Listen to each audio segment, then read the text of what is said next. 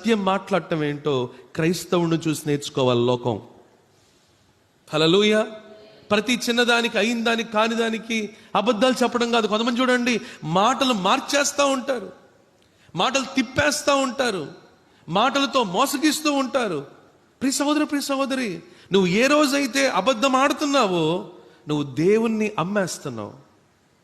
దేవుణ్ణి అమ్మేస్తున్నావు. జనాలు పిచ్చోళ్ళు కాదు. ఎంతోమంది దేవుని ఎందుకు తెలుసుకోలేకపోతున్నారు తెలుసా అండి? మన విలువ లేని జీవితాలను బట్టే దేవుని తెలుసుకోలేకపోతున్నారు. నీ జీవితం ఆకర్షణీయంగా ఉండాలి.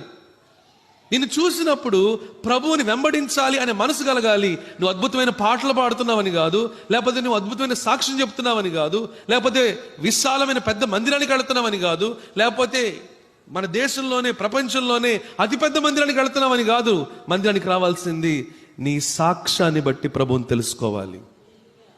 హల్లెలూయా.